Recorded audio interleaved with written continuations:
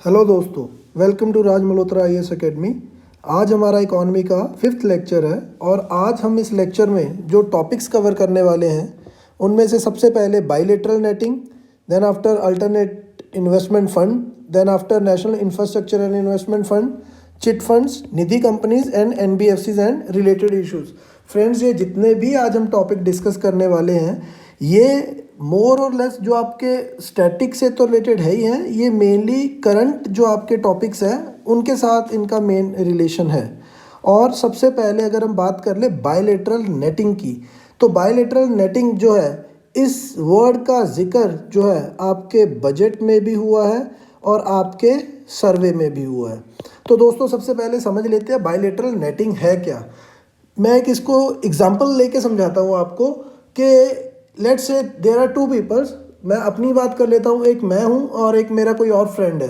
हम दोनों ही एक दूसरे के लिए कस्टमर्स भी हैं और एक दूसरे के लिए सप्लायर्स भी हैं। यानी कि मेरी एक कोई कंपनी है और मेरे किसी और एक बी फ्रेंड, मैं अपने आप को ए कंसीडर करता हूँ और एक मेरा फ्रेंड है बी।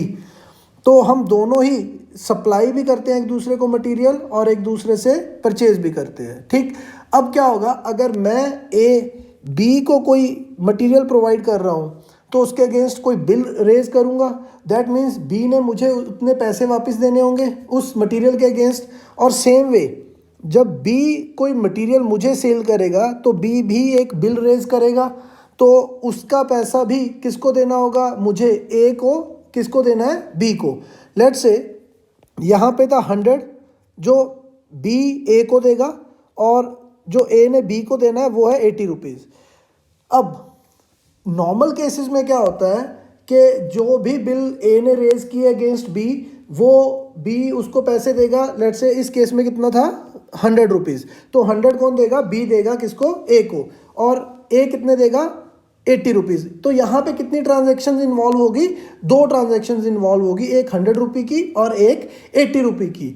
तो फ्रेंड्स, अब बायलैटरल नेटिंग जो होता है इसमें हम क्या करते हैं, इस नेटिंग में 2 पार्टीज वो क्या करती हैं, सिर्फ और सिर्फ वही एक्सचेंज होगा जो उनका नेट डिफरेंस होगा। नेट डिफरेंस मतलब यहाँ पे कितना है, 100 माइनस 80, 100 माइनस 80 आपका कितना हो गया, 20। तो 20 रुपीज़ कौन देगा, बी विल गिव टू ए। यहाँ पे देखिए, क्योंकि यहाँ पे ए का बिल जो है वो 100 रुपीज़ का है और बी का बिल जो है 80 रुपीज़ का। तो दोनों में डिफरेंस कितना हो गया, 20, और 20 किसकी तरफ ज़्यादा है, बी। तो बी किसको देगा, ए को, कितने रुपए, 20 रुपए।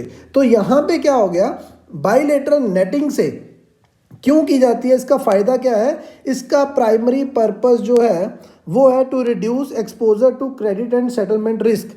अब क्या होता है फ्रेंड्स, ये तो छोटी सी एग्जांपल थी। अब क्या होता है, जब बैंक्स होते हैं या बड़ी कंपनीज होती हैं वो आपस में जब ट्रांजैक्शंस करती हैं तो यहाँ पे उस केस में एक तो नंबर ऑफ ट्रांजैक्शंस बढ़ जाती हैं। अब अगर नंबर ऑफ ट्रांजैक्शंस बढ़ेंगी तो उसके अगेंस्ट उतने ही खर्चे भी बढ़ेंगे, बैंक भी अपने चार्जेस लेगा और हो सकता है कोई फ्रॉड भी हो जाए, कोई बीच में कुछ गड़बड़ भी हो जाए, कोई मिस्टेक भी हो जाए।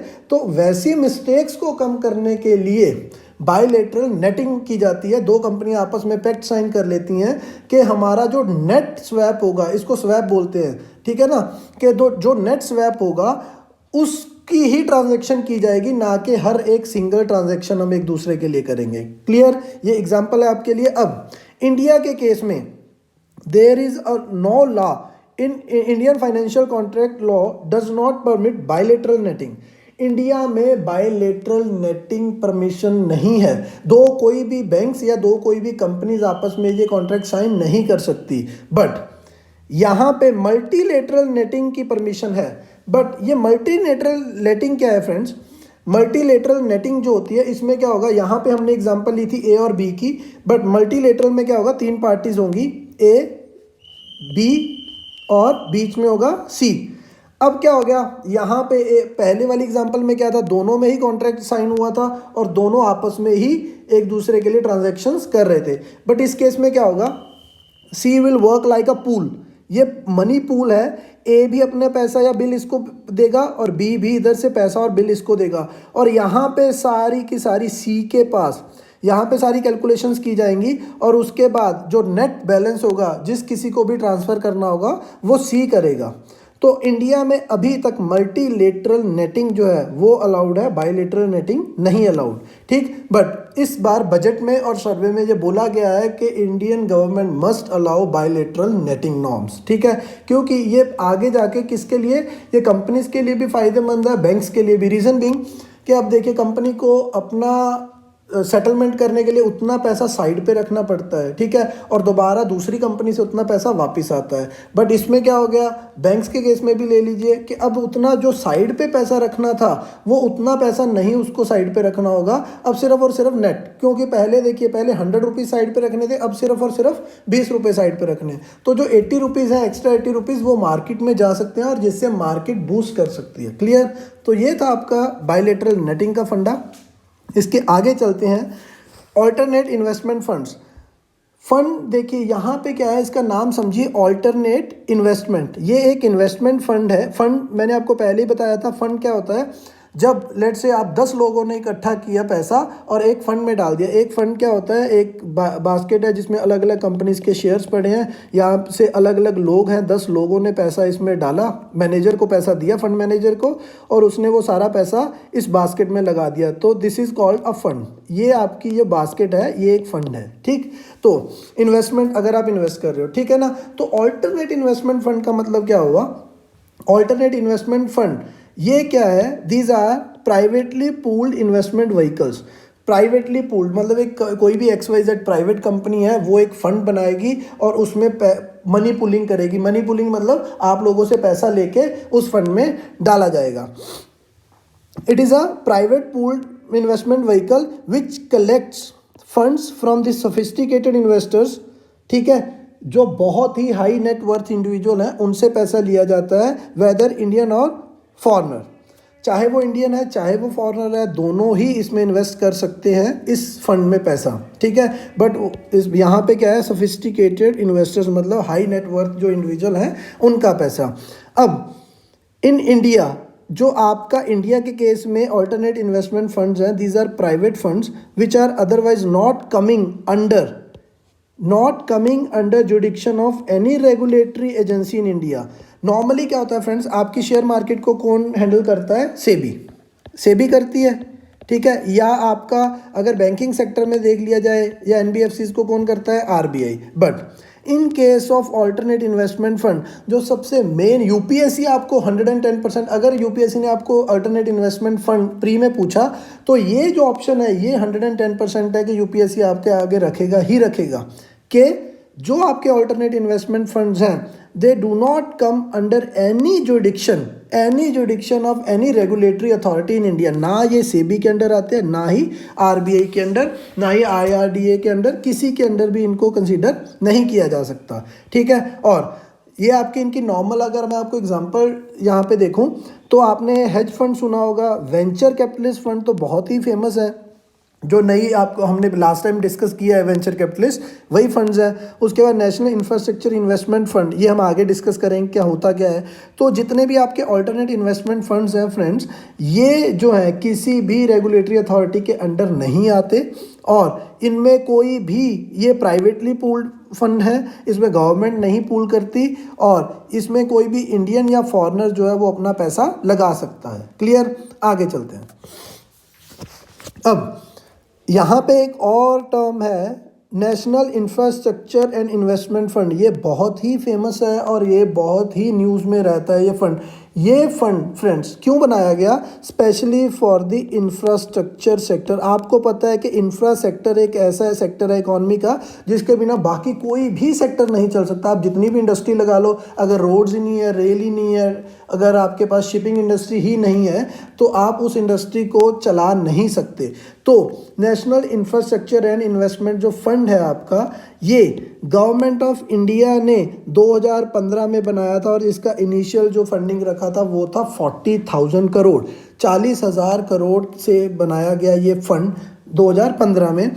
अब ये किसके लिए बनाया गया था, for funding commercially viable greenfield, brownfield and stalled infrastructure projects.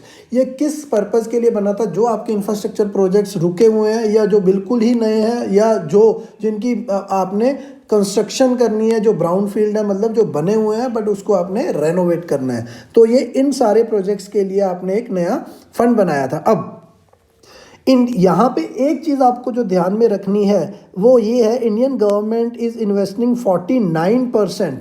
Indian government का जो हिस्सा है फ्रेंड्स, यहाँ पे गवर्नमेंट ऑफ इंडिया का शेयर वो 49% है, और बाकी जो शेयर है 51%, ये सारा का सारा पैसा जो है वो प्राइवेट फंडिंग से आता है। प्राइवेट मतलब कोई भी कंपनी दे सकती है, कोई भी थर्ड पार्टी इन्वेस्टर से वो पैसा लिया जा सकता है, जैसे सॉवरेन वेल्थ फंड्स हैं, इंश्योरेंस कंपनीज है, पेंशन फंड्स हैं, तो ये सारा पैसा यहाँ से आएगा। क्लियर।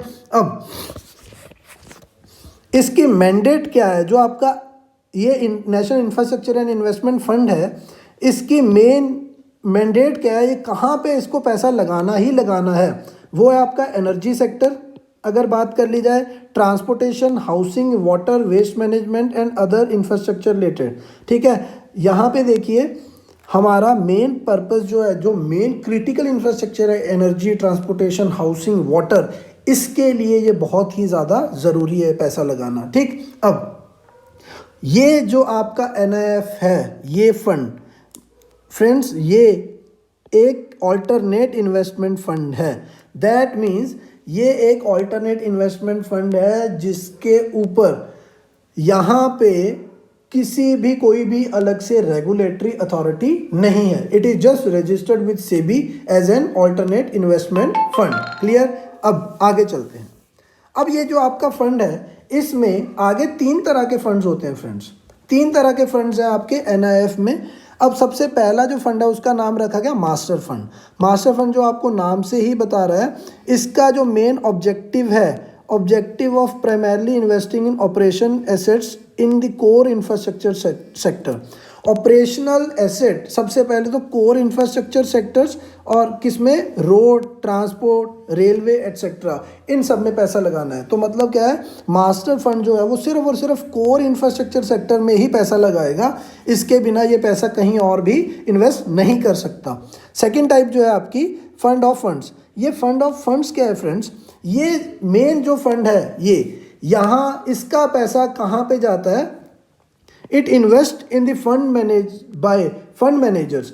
ये जो फंड है ये आगे फंड मैनेजर्स जो हैं, जो कंपनीज है, बड़ी कंपनीज जो हैं, जो आगे इंफ्रास्ट्रक्चर सेक्टर में पैसा लगाती हैं, उनको फंड करता है। बट इसकी कंडीशन क्या है कि वो कंपनीज जो हैं उनकी रेपुटेशन मार्केट में अच्छी होनी चाहिए। ठीक है, तो that means it invest in the funds managed by fund manager who have good track records in infrastructure and associated sectors in India. Clear.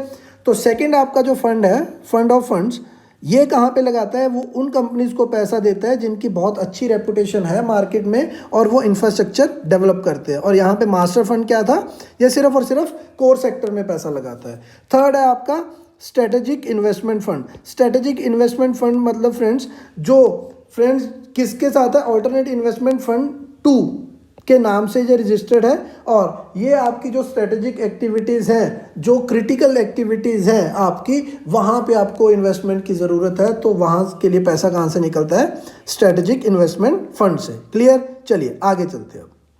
Next, chit funds. Friends, ये चिट फंड जो है ये बड़े ही इंपॉर्टेंट है आप लोगों के लिए। रीज़न बीइंग, आए दिन आप लोग कुछ ना कुछ, कोई ना कोई न्यूज़ सुनते रहते हो कि ये स्कैम वो स्कैम। आपके सामने 2 बड़े इंपॉर्टेंट स्कैम है, रोज़ वैली स्कैम, ये वेस्ट बंगाल का है, और दूसरा था आपका श्रद्धा स्कैम, ये भी आपका वेस्ट बंगाल के ही दोनों स्कैम्स हैं। अब ये बहुत फेमस स्कैम्स हुए हैं इंडिया की हिस्ट्री में, फेमस हम बदनाम कह सकते हैं यहाँ पे। और चिट फंड्स फ्रेंड्स होते क्या हैं, ये नॉर्मली हम लोग जब देखते हैं चिट फंड्स, छोटे छोटे लोगों के पैसा इकट्ठा करना। कोई भी बंदा जो छोटा सा पैसा अपना निकाल सकता है, वो क्या करते हैं जी, ये फंड क्या करते हैं, सबसे पहले तो अनऑर्गेनाइज सेक्टर है ये। It is unorganised, not organised money market, it is unorganised money market. अब इसमें क्या होता है जी, इसमें एक ग्रुप बनता है और ग्रुप के लोग आपस में पर मंथली या आप क्वार्टरली कह लीजिए, वो अपना पैसा जो है पूल करते हैं। अब ये जो पैसा उनका पूल होता है for a specific time period, उसके लिए ये पैसा पूल होता है और आफ्टर दैट पीरियड उनको वो सारा का सारा पैसा विद इंटरेस्ट जो है वो वापस कर दिया जाता है।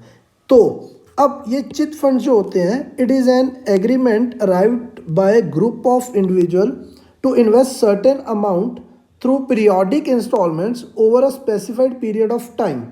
After specified period of time the amount is return to the subscriber with interest. अब सबसे पहले तो ये चिट फंड में हम पैसा क्यों लगाएं? क्योंकि ये चिट फंड्स में पैसा वो लोग लगाते हैं जिनके पास limited access to banking facilities होती है, उनको लोन चाहिए। तो वो क्या करते हैं, क्योंकि इसमें क्या होता है जो आपके मेंबर्स हैं, अब क्या होता है पीरियोडिकली, इसको मैं एक एग्जांपल लेके चलता हूँ। हर मंथ क्या होती है, एक चिट डलती है। लेट से हम 10 लोग हैं, 10 लोगों ने अपना पैसा लगाया किस में, चिट फंड में, ठीक है। 10 लोगों की पूलिंग गई चिट फंड में, हर मंथ एक चिट निकलेगी।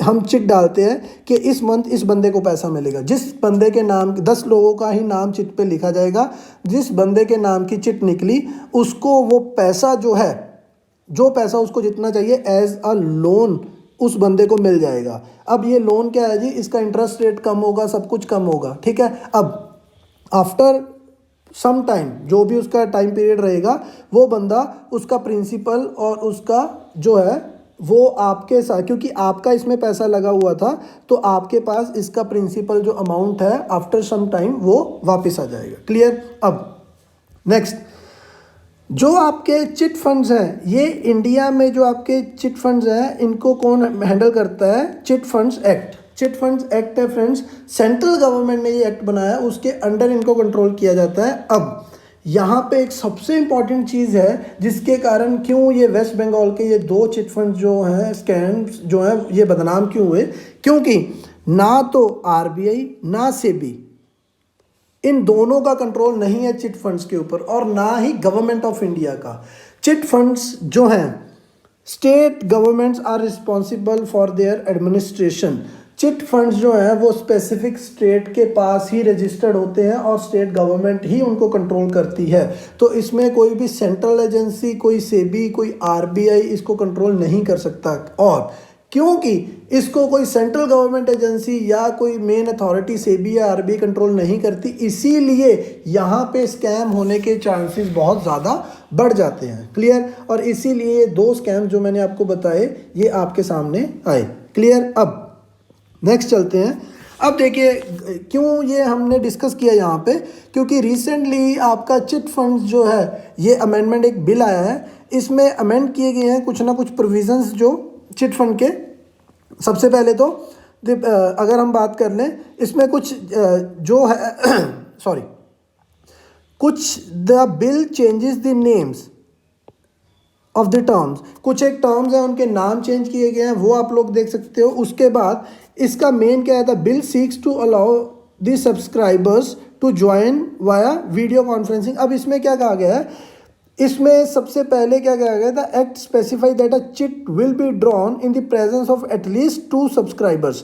जो अगर 10 लोग थे तो 10 लोगों में से अगर आपको हर महीने, जो मैंने आपको बताया कि चिट निकलती है एक, तो मिनिमम 2 लोग वहाँ पे एज अ सब्सक्राइबर होने चाहिए, ठीक है, तभी आप चिट को ड्रॉ कर सकते हो। अब दूसरा क्या है जी, इस बिल ने क्या किया, जो आपका फोरमैन है, फोरमैन के लिए कमीशन 5 से 7% कर दिया। फ्रेंड्स, फोरमैन क्या होता है, जैसे मैंने आपको बताया था ना, म्यूचुअल फंड में एक फंड मैनेजर होता है, तो फोरमैन भी क्या होता है, फोरमैन वो बंदा जो पूरा का पूरा चिट फंड को मैनेज करता है, जिसके पास पूरा का पूरा पैसा रहता है। तो उसको क्या है, उसका बेनिफिट क्या है, उसको कमीशन मिलेगा कितना, 5 to 7%। क्लियर। अब उसके बाद एक इसमें और चेंजेस किए गए हैं, ये बिल जो है इसने इंक्रीज कर दिया limit of chit funds up to 3 lakh for those run by 4 individual and up to 18 lakh for those run by more than 4 individuals. पहले क्या थी ये लिमिट, 1 लाख और 4 लाख या 5 लाख थी। इसमें क्या था, अब क्या है कि अगर 4 लोगों ने चिट फंड बनाया है तो अप टू 3 लाख बना सकते हैं। अगर 4 से ज़्यादा लोगों ने चिट फंड मिलकर बनाया है तो वो क्या कितने का बना सकते हैं, 18 लाख। तो ये चेंजेस मेनली आपके बिल में किए गए हैं। क्लियर। अब नेक्स्ट क्या है जी आपका, चिट फंड के बाद जो नेक्स्ट है आपका वो है आपका निधि कंपनी। अब चिट फंड और निधि कंपनी आपको बहुत, क्योंकि मैंने यहाँ पे चिट फंड डिस्कस किया इसलिए मेरे लिए ज़रूरी था आपके लिए मैं निधि कंपनी भी डिस्कस करूँ फ्रेंड्स। इन दोनों में डिफरेंसेस हैं कुछ जो आप लोगों के लिए बहुत ज़्यादा ज़रूरी हैं समझने। सबसे पहले तो ये वो कंपनी है निधि कंपनी जो रिसीव करती है deposits from the members and it only deals with its members only. ये अपने मेंबर से बाहर नहीं जाती, ये लोगों से जिनसे पैसा लेती है उन्हीं को पैसा दिया जाता है, इनसे बाहर किसी और, ये नहीं किसी इंफ्रास्ट्रक्चर में पैसा लगा दिया कुछ भी लगा दिया, नहीं, ये पैसा जिनसे लेगी उन्हीं मेंबर्स को ही पैसा दिया जाएगा। अब जो इसके लिए सेकंड ज़रूरी है, ये रजिस्टर्ड है किसके अंडर, कंपनीज एक्ट के अंडर। फ्रेंड्स यहाँ पे देखिए वो वहाँ पे रजिस्टर्ड, अगर हम चिट फंड्स की बात करते हैं तो किसके पास थे रजिस्टर्ड, वो स्टेट गवर्नमेंट के पास। अब यहाँ पे क्या है जी, जो आपकी निधि कंपनी है it is registered under companies act, मतलब गवर्नमेंट ऑफ इंडिया, ठीक है। यहाँ पे ये गवर्नमेंट सेंट्रल के पास रहेगी और वो किसके पास थी, स्टेट के पास। सेकंड क्या है जी, it is regulated by ministry of corporate affairs. Ministry of corporate affairs है वो कंट्रोल करेगी किसको, निधि कंपनी को। और सबसे important, Nidhi companies are classified as NBFCs. Nidhi companies are classified as NBFCs, याद रखिएगा। और अगर ये एनबीएफसीज हैं इसीलिए RBI has a power to issue directives to them. RBI क्योंकि एनबीएफसीज को कंट्रोल करता है और कर सकता है, इसीलिए आरबीआई निधि कंपनीज के लिए डायरेक्टिव दे सकता है। But in case of chit fund कोई भी डायरेक्टिव आरबीआई उनको नहीं दे सकता। अब Nidhi deals with their shareholder members only. अब ये जो निधि कंपनीज हैं ये सिर्फ और सिर्फ, जैसे मैंने आपको पहले ही बताया, शेयर होल्डर्स के बाहर ये डील नहीं कर सकती। इनमें सिर्फ और सिर्फ आपके जो शेयर होल्डर्स हैं वही इनमें पार्टिसिपेट कर सकते हैं। क्लियर। नेक्स्ट, अब क्योंकि यहाँ पे एनबीएफसीज की बात हुई है तो फ्रेंड जान लेते हैं कि यार एनबीएफसी क्यों इम्पोर्टेंट है। क्योंकि एनबीएफसीज जो हैं फ्रेंड्स ये बहुत लास्ट ईयर से बहुत ज़्यादा न्यूज़ में रही हैं एनबीएफसीज जो आपकी, और इसलिए हम इसके ऊपर आज डिस्कस करेंगे। क्लियर। तो सबसे पहले एनबीएफसी है क्या, नॉन बैंकिंग फाइनेंशियल कंपनी।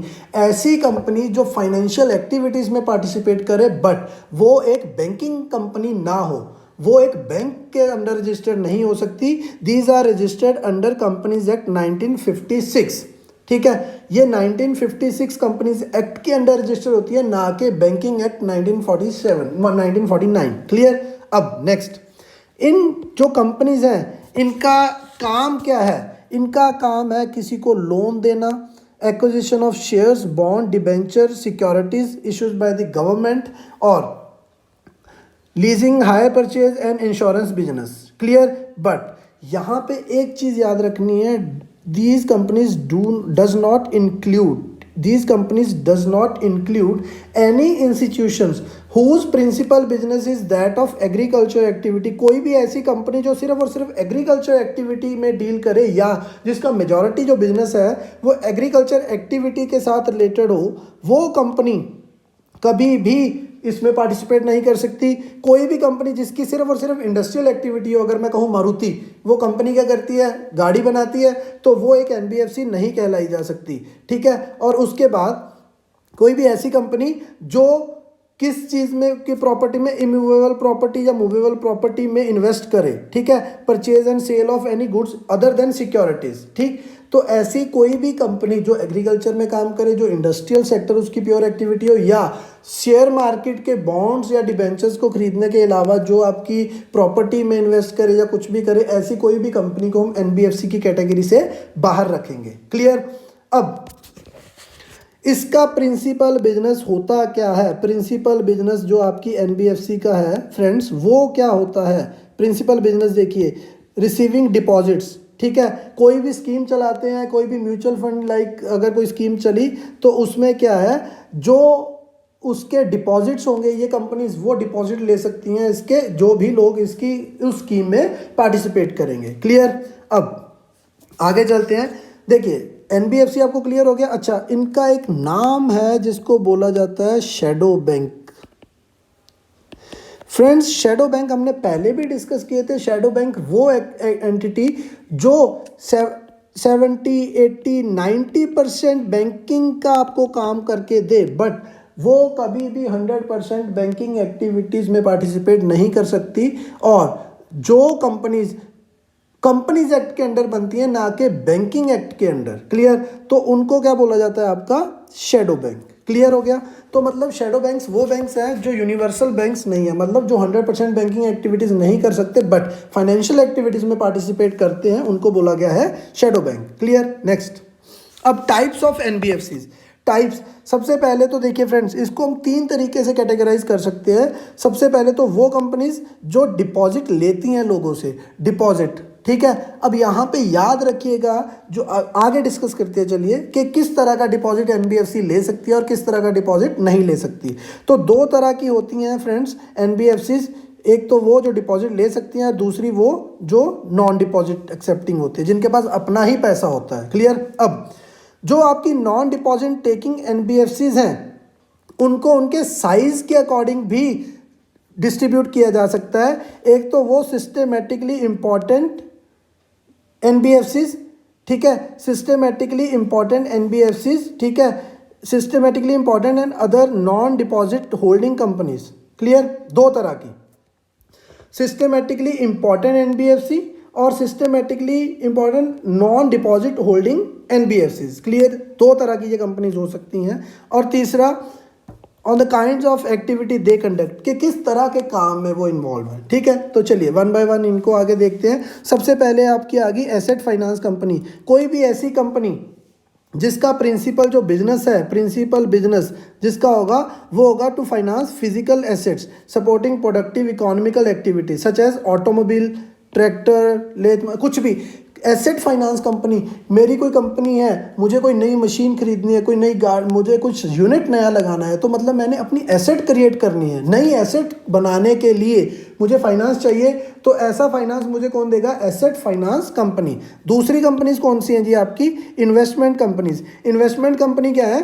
जिनका मेन काम है एक्विजिशन ऑफ सिक्योरिटीज, आपके शेयर, बॉन्ड्स, इनमें डील करना। इसको क्या कहा गया है? इन्वेस्टमेंट, नाम से ही क्लियर है। ठीक। तीसरा है जी आपकी लोन कंपनीज। लोन कंपनीज वो कंपनी जो आपकी लोन देती हैं, मेकिंग लोन एंड एडवांसेस।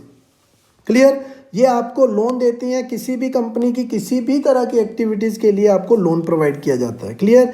तो इनका नाम हो गया लोन कंपनीज। क्लियर? नेक्स्ट आगे है जी आपका इंफ्रास्ट्रक्चर जो है फाइनेंस कंपनी। ये इंपॉर्टेंट है फ्रेंड्स आपके लिए, इंफ्रास्ट्रक्चर फाइनेंस कंपनी। यूपीएससी आपको प्री में ये पूछ सकता है कि इसके आगे प्रोविजंस क्या हो सकते हैं। इंफ्रास्ट्रक्चर फाइनेंस कंपनी, नाम से ही क्लियर है कि आपको इंफ्रास्ट्रक्चर अगर बिल्डअप करना है, कोई भी इंफ्रास्ट्रक्चर में पैसा लगाना है, तो ये कंपनी आपको तब पैसा देगी। बट ये कौन सी, ये कंपनीज के लिए क्राइटेरिया क्या है? Minimum criteria. सबसे पहले जो मिनिमम क्राइटेरिया है वो ये कि एटलीस्ट ये इनका 75% of its total assets in the infrastructure loans, ये अपने टोटल जितने भी लोन देंगे उनमें से 75% अगर इन्होंने सिर्फ और सिर्फ इंफ्रास्ट्रक्चर को ही देना है।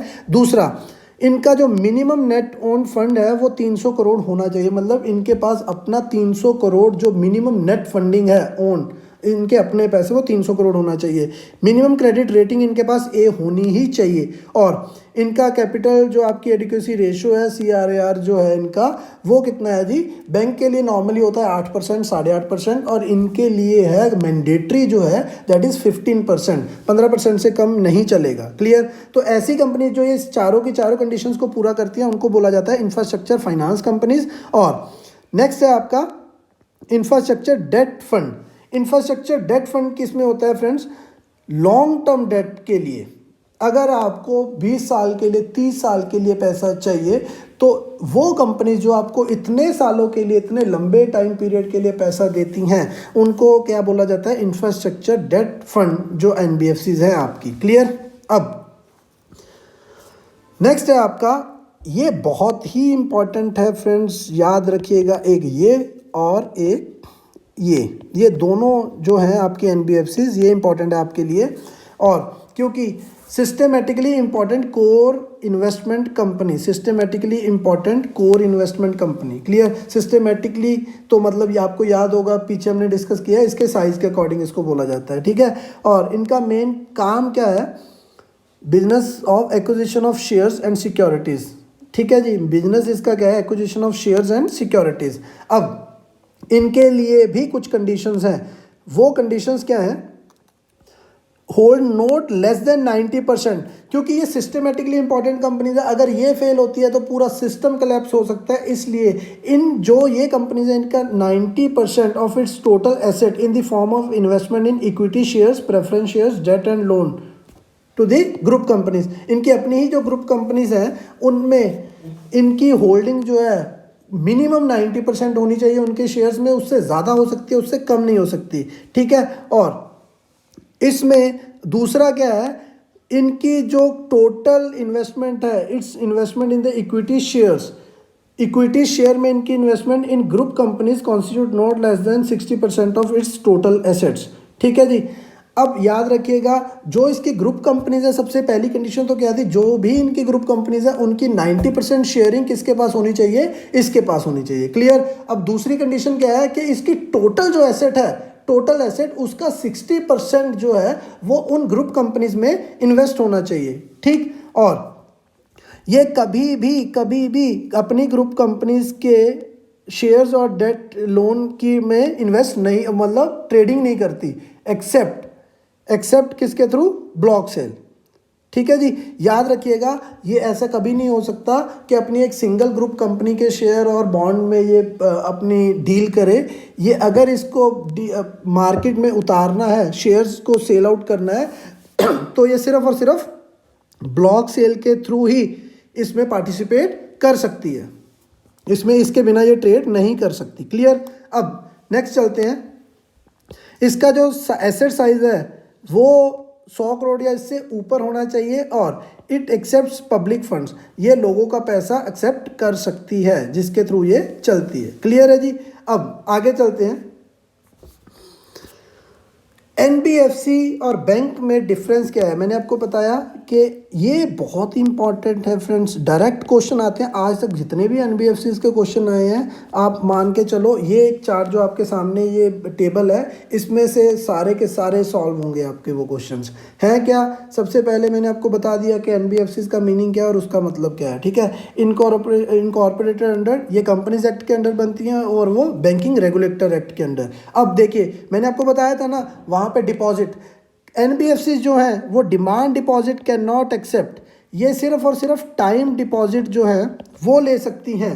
Time deposit, demand deposit they can not accept. But bank है, बैंक के पास आपका डिमांड डिपॉजिट क्या होता है? सेविंग अकाउंट, आपका करंट अकाउंट। ठीक है, तो ये यहाँ पे खुल सकते हैं, बट एनबीएफसी के पास आप सिर्फ और सिर्फ एफडी ही खुलवा सकते हो। एफडी मतलब fix deposit, it's a time deposit. Clear? आपकी फॉरेन इन्वेस्टमेंट जो है 100% तक अलाउड है, यहाँ पे कितना है जी? 74% in under private sector, but ये वेरी होते रहते हैं। Clear? Payment and settlement system, जो आपकी एनबीएफसीज हैं वो पेमेंट एंड सेटलमेंट सिस्टम का हिस्सा नहीं बन सकती। That means they can not issue any kind of cheque book या चेक कोई भी आपकी एनबीएफसी इशू नहीं कर सकती। बट आपके जो बैंक है they can participate in payment and settlement system. Clear? आप आईएमपीएस कर सकते हो, आप एनईएफटी कर सकते हो। ठीक, ये सारी एक्टिविटीज यहाँ से पॉसिबल है, बट यहाँ एनबीएफसी के साथ दीज आर नॉट पॉसिबल। ठीक, अब डिपॉजिट इंश्योरेंस फैसिलिटी, जब हमने बैंकिंग सेक्टर देखा था तो मैंने आपको क्या बताया था? Deposit insurance guarantee corporation of India जो है वो बैंक में अगर आपका अप टू 5 लाख, अभी रिसेंटली चेंज हुआ है, पहले 1 लाख था, अब अगर आपका 5 लाख तक का पैसा जो है वो बैंक इंश्योर करके चलता है। मतलब अगर आपका पूरा पैसा बैंक डूब गया तो आपको 5 लाख तो मिलेगा। But in case of NBFC there is no insurance facility, आपको कोई पैसा वापस नहीं मिलेगा। ठीक, credit creation, NBFC do not create credit, ठीक है, बट बैंक्स क्रिएट क्रेडिट देते हैं। Transaction activities not provided by NBFC. ठीक है, ट्रांजैक्शन मैंने आपको बताया NEFT, IMPS etcetera NBFC can not provide but banks can provide. और क्या है जी, अगर मैं और बात कर लूँ क्रेडिट कार्ड्स की, अगर बात कर ली जाए तो एनबीएफसी जो है दे can not issue any kind of credit card but banks can issue credit card. Clear? तो ये सारा आपका है एनबीएफसी का फंडा। ऐसे ही आपका डेबिट कार्ड की भी बात कर ली जाए, कोई भी कार्ड आपको नहीं दिया जा सकता। क्लियर?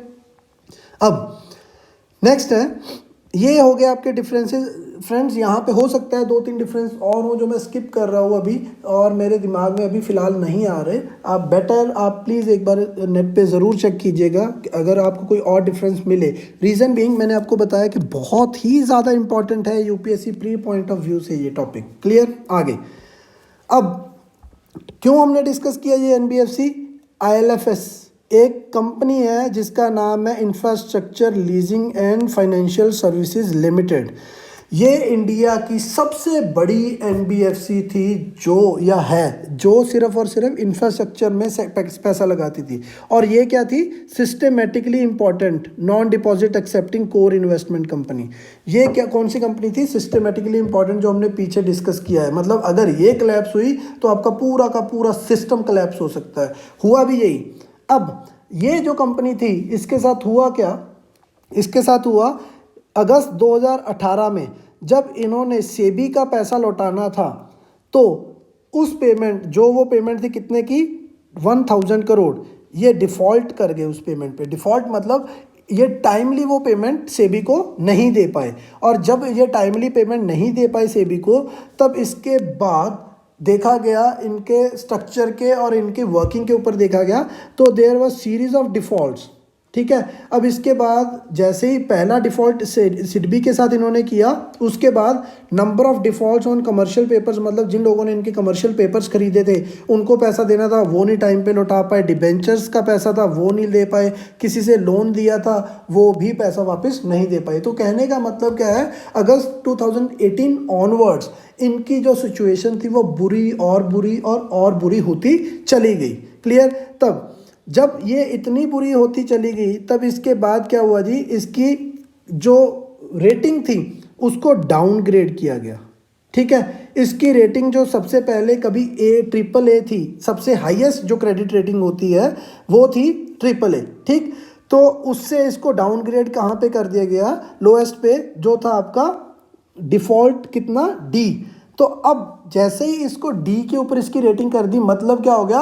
लोग सामने वाले जो इसको इसका कमर्शियल पेपर खरीदते थे या इसमें पैसा इन्वेस्ट करते थे, वो अपना पैसा उन्होंने इसमें इन्वेस्ट करना बंद कर दिया। अब जैसे ही पीछे से पैसा आना बंद हुआ तो प्रॉब्लम क्या आ गई? आगे जिनको पैसा और देना है वो पैसा फंडिंग रुक गई। अब सीन क्या हुआ? जिस प्रोजेक्ट्स में इसने अपना सारा पैसा कहाँ पे लगाया हुआ था? रोड प्रोजेक्ट्स में, रेलवे में, या जितने भी बड़े इंफ्रास्ट्रक्चर प्रोजेक्ट्स हैं वहाँ पे इसका पैसा लगा हुआ था। अब क्योंकि उसकी वो सारे प्रोजेक्ट्स ये हैंडल करती थी, अगर ये पेरेंट कंपनी ही फेल हो गई तो वो सारे के सारे इंफ्रास्ट्रक्चर जो आपके प्रोजेक्ट्स थे वो भी धरे रह गए वहीं पे। क्लियर? तो ये इसका सबसे बड़ा इशू था। अब हुआ क्या? अब देखते हैं कि कौन से फैक्टर्स हो सकते हैं, क्या कारण थे जिसके कारण इतनी बड़ी कंपनी जो इंडिया की सबसे बड़ी एनबीएफसी थी वो कैसे डिफ़ॉल्ट कर गई। सबसे पहले तो फ्रेंड्स इनकी सबसे जो आपकी एनबीएफसीज है इनकी सबसे बड़ी प्रॉब्लम क्या है? Asset liability mismatch. Asset liability mismatch का मतलब क्या है फ्रेंड्स? ये जो कंपनियां हैं, एसेट क्या होती है? अगर मैं बात करूं किसी को लोन देना, ठीक है, और लायबिलिटी क्या होती है? Loan taken. दो तरह की होती है ना। एसेट क्या होती है? आप किसी को लोन दो, और लायबिलिटी आपकी क्या है? Loan taken. तो यहाँ पे प्रॉब्लम क्या थी? जो इनका एसेट और लायबिलिटी का मिसमैच क्या है? इन्होंने इन्वेस्टमेंट की इसमें की बड़े प्रोजेक्ट्स में जिनका पीरियड कितना था? 15 साल। बट इन्होंने पैसा उधार में मार्केट से जो उठाया वो क्या था? Short term, 1 year, 2 years, 3 years etcetera. ठीक है? तब हुआ क्या? लायबिलिटी कितनी है? शॉर्ट टर्म, हर साल, 2 साल, 3 साल बाद लोगों का पैसा वापस करना है। बट पीछे से आने वाला पैसा कितने टाइम में आ रहा है जी? 15 साल में। तो दिक्कत क्या है जी? अब पैसा कहाँ से दिया जाए? तो ये क्या कंपनीज कर रही थी कि हर साल अगर 1 साल बाद मैच्योरिटी होगी डेट तो नए कमर्शियल पेपर रिलीज़ किए जाएंगे, उनसे जो पैसा आएगा वो पुराने वाले को दिया जाएगा और नए वाले को अगली बार दिया जाएगा। तो ये कंपनीज जो थी ऐसे इस तरह से ये इन्वेस्ट कर रही थी। क्लियर? तो investing in long term asset, ये प्रॉब्लम आ गई। सबसे बड़ी दिक्कत क्या थी? Lack of access to the short term loans. ये कंपनीज जो हैं ये आरबीआई रेपो विंडो के थ्रू do not have any access of RBI repo. देखिए, शॉर्ट टर्म लोन इनको चाहिए तो इनको कमर्शियल पेपर ही रिलीज करने पड़ेंगे, ठीक है। But in case of bank उसको पैसा चाहिए शॉर्ट टर्म के लिए, वो आरबीआई के पास जाता है, रेपो के थ्रू पैसा ले लेता है।